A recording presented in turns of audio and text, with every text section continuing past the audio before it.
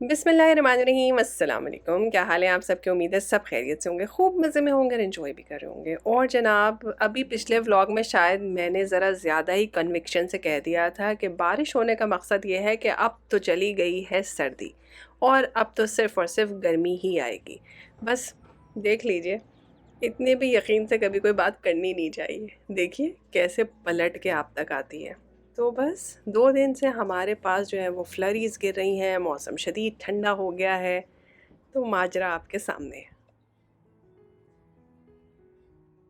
वो कहते थे ना कि पड़ लग गए हैं इसको, तो जैसे ही बच्चों को पहिए लग जाते हैं, वो माँओं को पीछे छोड़ के फटाफट अपनी मंजिल तक पहुँच जाते हैं। क्या ख़्याल है? तो जी सुबह-सुबह स्कूल छोड़ने मैं जा रही हूँ और बच्चा जो है वो मुझसे बहुत पहले स्कूल पहुँच चुका था। अल्हम्दुलिल्लाह।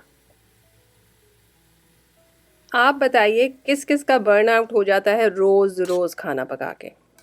मेरा तो बहुत होता है और रमज़ान के बाद से मैंने कोई मील प्रेप की ही नहीं। एक तो घर में लोग भी थोड़े से कम हो गए हैं और दूसरा मैं उस फ़ॉर्म में आ ही नहीं रही थी। लेकिन गुज़िश्ता कुछ दिनों से मैं नोट कर रही थी कि मुझे सुबह उठ के गुस्सा चढ़ना शुरू हो जाता है कि अरे यार आज तो खाना पकाना है। तो मैंने सोचा कि क्यों ना अब मैं 1 दिन लग के काम करूँ। 1 दिन बनाऊँगी सालन, जो 2 दिन चलेंगे और जो नेक्स्ट डे होगा उसमें मैं अपना ऐसा मील प्रेप करूँगी जो बच्चों के लंच के लिए, आने वाले दिन के खाने के लिए भी मेरे लिए आसानी पैदा करे। तो देखिए ये करना बहुत ज़रूरी है क्योंकि ज़िंदगी में सिर्फ़ खाना पकाना ही तो नहीं है, और भी 70 काम है भई, उनके लिए भी तो टाइम चाहिए। तो ये है जनाब हमारा सबसे कन्वीनियंट और सबसे आसान सालन, जो कि है कोरमा। चिकन को आपने अच्छे से फ्राई किया, उसका कलर ब्राउन हो गया, दही के अंदर सारे मसाले डाले, उसको शामिल कर दिया, ब्राउन प्याज को क्रश करें, इसके अंदर डालें और ढक दें। बस जी, बाकी सारा काम चूल्हा करेगा, देगची करेगी और चिकन करेगा। आपने कुछ नहीं करना।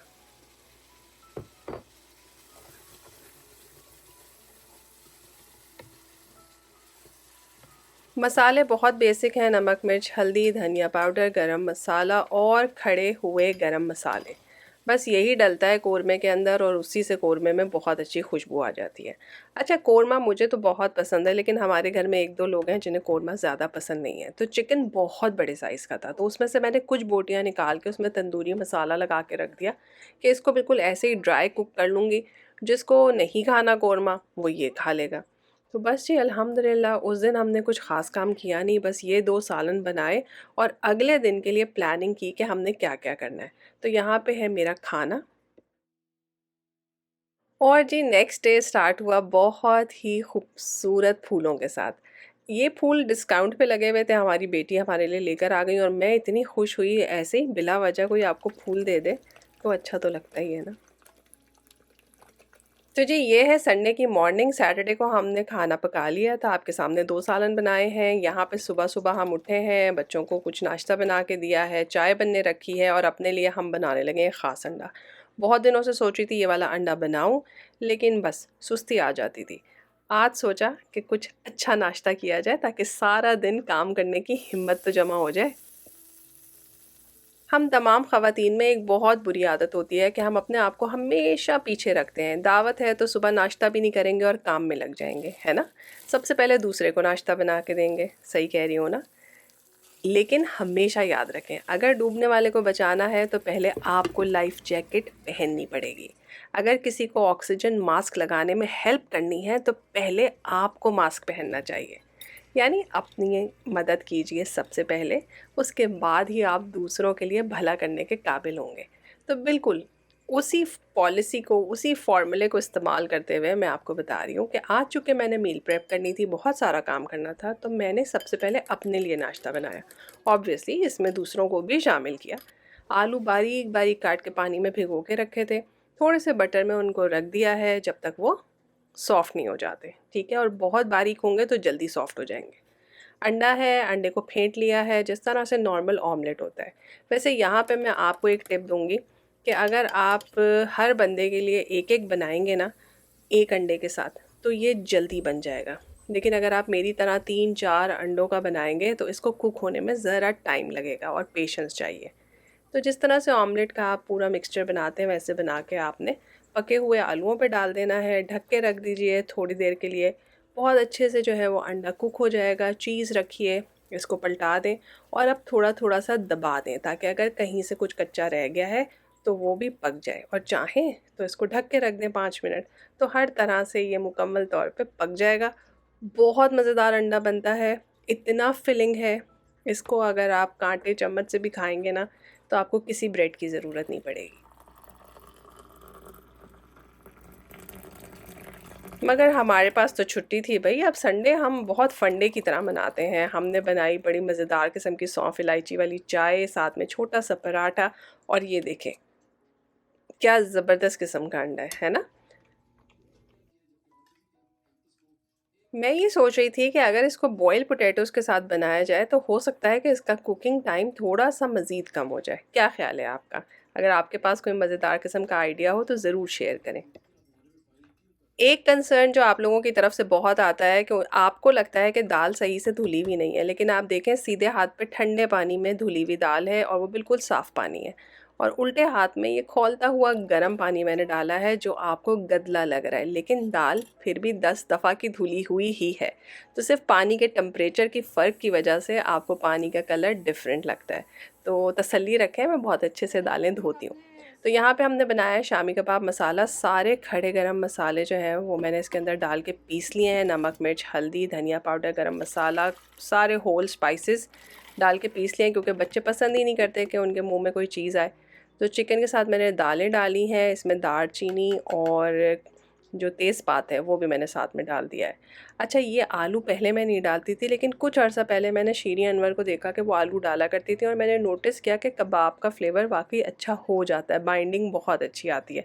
तो ये आलू जो है वो आपने बिल्कुल टॉप पे रखने हैं ताकि जब ये गल जाएँ तो इन्हें आप बाहर निकाल सकें। तो थोड़ा सा पानी डालना है जिसमें सब कुछ अच्छी तरह से पक जाए, और मैं इसको 8 मिनट के लिए जो है वो प्रेशर कुक कर लूँगी। इस तरह से हमारे चिकन के शामी कबाब का मसाला तैयार हो जाएगा। दोस्त हैं दोनों। और जी अब आते हैं अपनी दूसरी तरह के कबाब बनाने के लिए। मैंने सोचा था मैं रेशमी कबाब बनाऊंगी, और इसके अंदर मैंने डाला है सफ़ेद तिल और खशखश। इसको आपने ड्राई रोस्ट करना है बिल्कुल हल्की आंच पे ताकि ये जले ना। इसमें एक काले तिल का भी पीस था वो मैंने निकाल दिया है, और इसके अंदर जो है वो आपने डालने हैं काजू, या फिर आप मूंगफली भी डाल सकते हैं। मेरे चूँकि ऑलरेडी रोस्टेड काजू थे तो मैंने बिल्कुल एंड में डाला है ताकि इनका कलर मज़ीद डार्क ना हो जाए। तो बस ये मसाला आपने ज़रूर बनाना है, इससे बड़ा अच्छा मज़ेदार किस्म का फ्लेवर आता है। बहुत से लोग खशखाश वग़ैरह के साथ ही प्याज को भी जो है वो ज़रा सा ब्राउन कर लेते हैं, और हरी मिर्चों को भी। मेरे पास ब्राउन प्याज था और हरी मिर्चें भी थी, तो थोड़ा पानी डाल के मैं इसका पेस्ट बना लूँगी।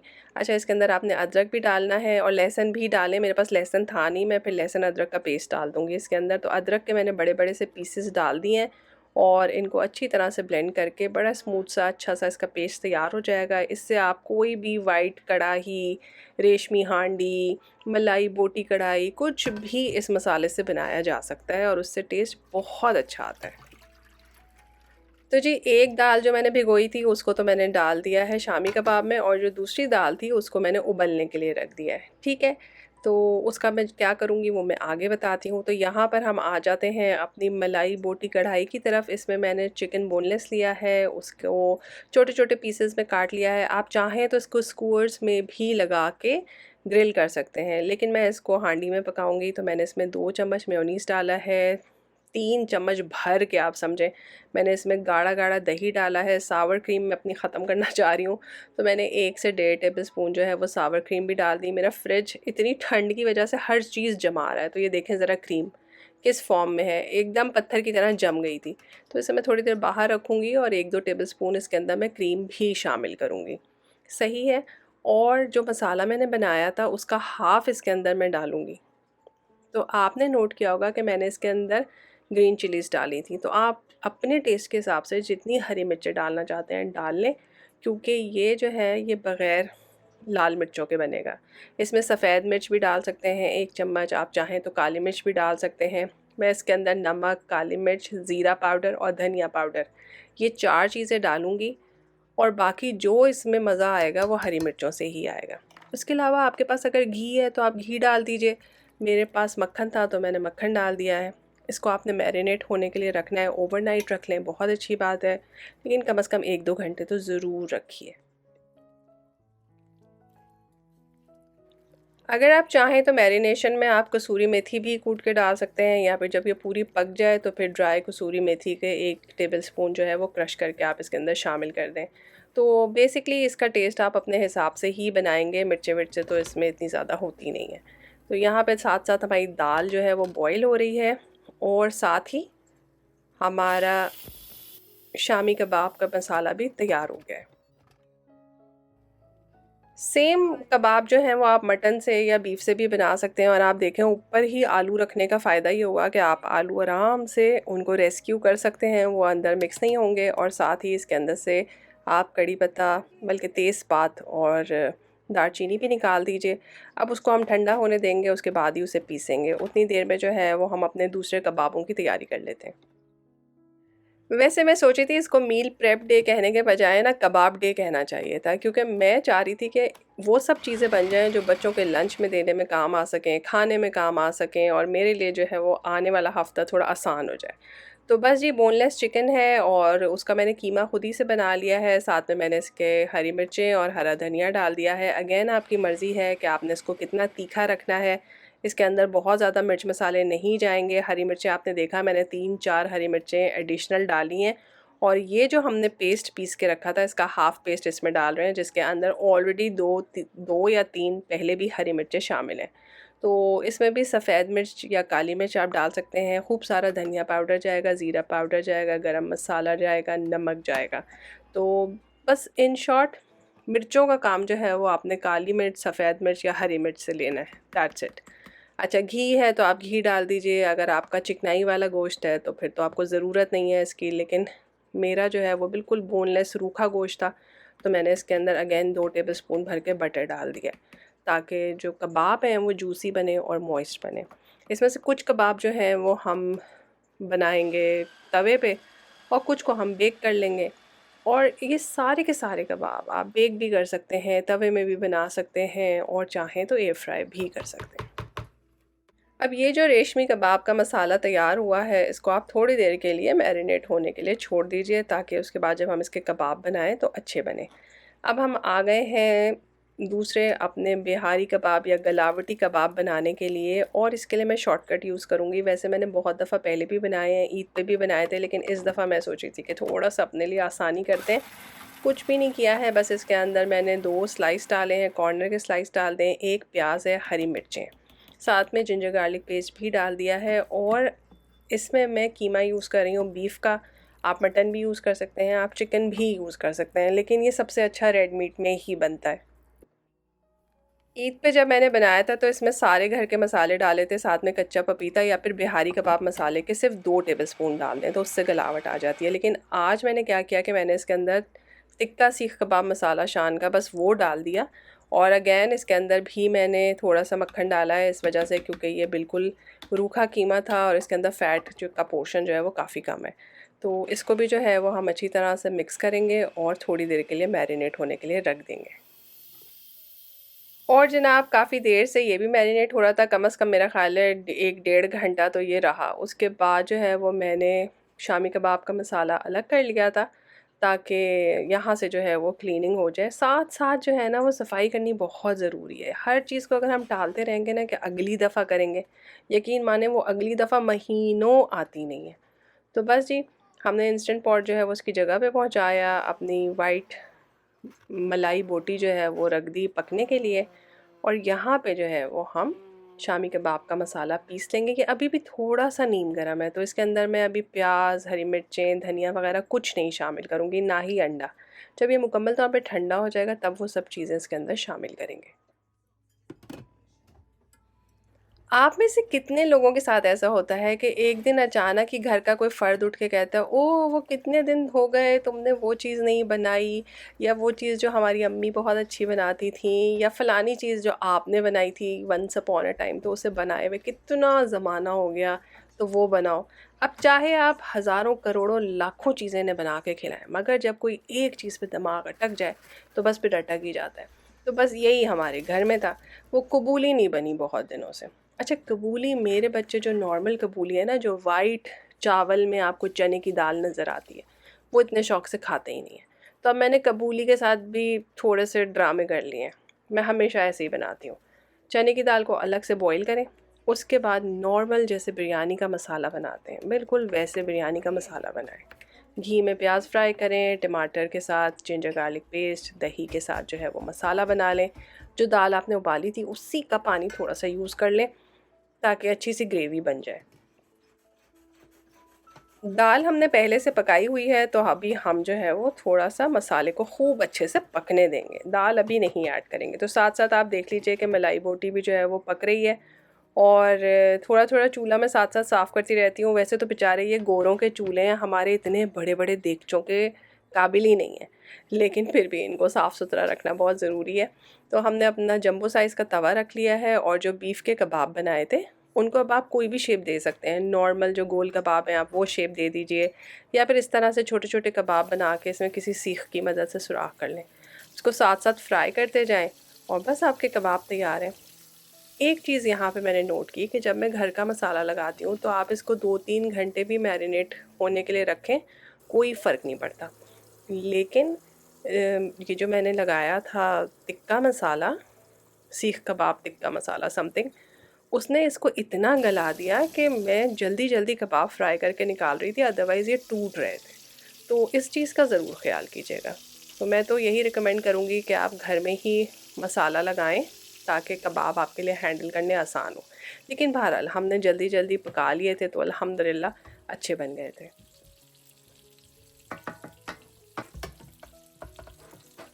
तो बस जी साथ साथ सारे काम एक साथ चल रहे थे। आप लोगों को समझ आ ही रहा होगा कि क्या कुछ हुआ है यहाँ पे। आपने जो है वो नाश्ता भी बनाया है, आपने बहुत सी चीज़ों का मैरिनेशन भी बनाया है, साथ साथ बर्तन भी धोए हैं, चीज़ें भी काटी हैं, और साथ साथ पका भी रहे हैं आप। तो बस जी वहाँ पे जो है अब आपने दाल शामिल कर दी है, तो फटाफट जो है वो कबूली का मसाला तैयार हो जाएगा। तेज़ आंच पे और बड़े तवे पे काम करने का फ़ायदा यही है, झटपट सारे कबाब बन के तैयार हो जाएंगे। आपने उन्हें निकाल के एक साइड पे करना है, और ये लीजिए भाई आपके एक और कबाब डन हो गए। अभी दोपहर के तकरीबन 2 ढाई बज रहे हैं, लेकिन बाहर का मौसम देख के ऐसा लग रहा था कि बिल्कुल शाम होने वाली है। तो बस जी हम आ गए हैं अपने चिकन कबाब बनाने के लिए। अगर आप चाहें तो इनको बड़ा अच्छा सा खूबसूरत सा रेशमी कबाब का शेप दे सकते हैं। हम बिल्कुल वही आंटी स्टाइल के कबाब बनाएंगे जो जल्दी जल्दी बन जाए। और चूँकि मैं चाह रही थी कि मैं इनको बेक करूँगी, तो मैंने ज़रा ज़्यादा इनके साथ फैंसी काम किया नहीं, लेकिन आप चाहें तो कर सकते हैं। अच्छा जी, ये ब्रेड अगर आपको याद हो कि रमज़ान में हमने बनाई थी, और इसके ऊपर स्वीट लिखा हुआ है, इसके अंदर हमने एप्पल जैम भरा था जो कि हमने घर में बनाया था, याद आया? तो इसको मैंने ओवरनाइट निकाल के फ्रिज में रख दिया था, क्योंकि ये पफ पेस्ट्री की ब्रेड है। अब ये अच्छी डीफ्रॉस्ट हो गई है, लेकिन ये नहीं हुआ है कि बिल्कुल सॉफ्ट हो गई है, अभी भी फ्रोज़न है। इसके ऊपर एग वॉश लगाएंगे और इसको बेक कर लेंगे। कबाबों से पहले हम अपनी ब्रेड बेक करना चाहते हैं, ताकि जब हम खाने से फ़ारिग हों तो ऐसा ना हो कि हमारे पास खाने के लिए मीठा ना हो।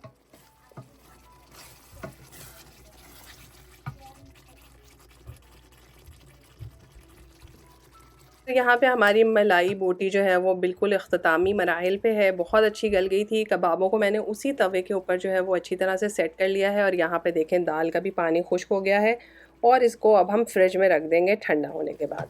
ठीक हो गया। तो अब मैंने लाइट इसलिए जला दी क्योंकि बाहर इस कदर अंधेरा सा होने लगा था कि अब हमारे किचन भी जो है वो डार्क हो रहा था।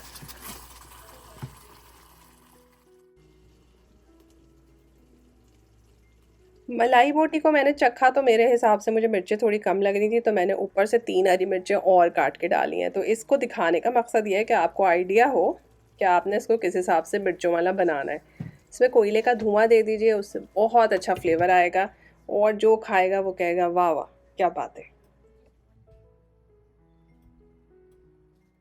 तो जनाब आली बस जी यहाँ से हमारी ब्रेड जो है वो तकरीबन 25 to 30 मिनट्स के दरमियान बेक होके बाहर निकल आई थी, और आप देख लें इस पर कितना अच्छा ब्राउन कलर आया है। अवन हमारा प्री हीटेड है, इसी के अंदर जो है वो मैं कबाबों की डिश एज़ इट इज़ उठा के अंदर रख दूँगी, और इसको मैं 375 डिग्री पे बेक होने के लिए रखूँगी। 8 या 9 मिनट बाद इन्हें बाहर निकाल के इनकी साइड हम चेंज कर देंगे। ठीक है, बहुत आराम से सारे कबाब एक साथ फ्राई हो जाएंगे, पक जाएंगे और किसी भी किस्म की कोई हमें तकलीफ़ नहीं उठानी पड़ेगी कि ओहो अब तेल गरम करें, अब फलाना करें, अब ये करें। तो अब आपकी मर्ज़ी है, चाहें तो तल के खाइए, चाहें तो एयर फ्राई करें या फिर बेक करें। और देखिए ज़रा ये ब्रेड, क्या मज़ेदार किस्म की ब्रेड बनी थी। इसको अभी मैं फ़र्दर कट करूँगी तो देखिएगा अंदर से इसमें कितना मज़े का एप्पल जैम निकलेगा। बच्चियों से मैंने कहा कि भाई मैं बहुत थक गई हूँ तो शामी कबाब आप लोगों ने मुझे अब बना के देने हैं, और 8-9 मिनट बाद मैंने कबाब निकाले और ये देखिए कितना अच्छा ब्राउन कलर आ रहा है इनके पीछे। और बस अब आप जो हैं वो साइड चेंज करें, दोबारा इनको 7-8 मिनट के लिए रखें और बस माशाल्लाह आपका मील प्रेप हो गया है। 2 से 3 घंटे किचन में लगाएं और आगे के 4-5 दिन सुकून से बैठें। जब आपने इतनी कुकिंग करनी हो तो थोड़ी सी प्लानिंग आपको चाहिए होती है। गोश्त पहले से डिफ्रॉस्टेड हो, साथ साथ आप अपने बर्तन धो रहे हों, किचन को साफ़ कर रहे हों और बीच बीच में कुछ खा भी रहे हों, ताकि आपको रेस्ट भी मिलता रहे और आप बहुत ज़्यादा थक ना जाएं। तो बस जी कैसे 20-21 मिनट गुजर जाते हैं पता भी नहीं चलता। आप लोगों ने 20 मिनट में मेरी 3 साढ़े 3 घंटे की मेहनत देख ली। लेकिन इंशाल्लाह ताला अगले 1-2 दिन मुझे इसकी वजह से बहुत आसानी रहेगी। और हर अम्मी की तरह हम भी अपनी अंगूठियाँ उतार के साइड में रख देते हैं काम करते हुए। और एंड में जब किचन साफ़ हो जाता है, हाथ धुल जाते हैं तो उन्हें पहन लेते हैं। तो अल्हम्दुलिल्लाह जी, जितना मर्ज़ी काम करें ख़त्म हो ही जाता है। हमारा भी ख़त्म हो गया। अब सुकून से जाके चाय का एक मज़ेदार सा कप पिएँगे और एन्जॉय करेंगे। हो सकता है मील प्रेप आपका कप ऑफ टी ना हो, आप ना करते हो, ना पसंद करते हो, आपके घर के हालात और माहौल इसकी इजाज़त ना देते हों या फिर आपको इसकी ज़रूरत ही ना हो, है ना? कुछ भी हो सकता है। लेकिन जो भी पकाइए बिस्मिल्लाह करके नेक दिली, खुश दिली के साथ पकाइए, खुलूस के साथ पकाइए। अल्लाह ताला उसमें आपके लिए, आपके ख़ानदान वालों के लिए बरकत दे, खैर दे, आसानी दे। फिर मिलेंगे एक नए मज़ेदार से व्लॉग में, तब तक के लिए अल्लाह हाफ़िज़।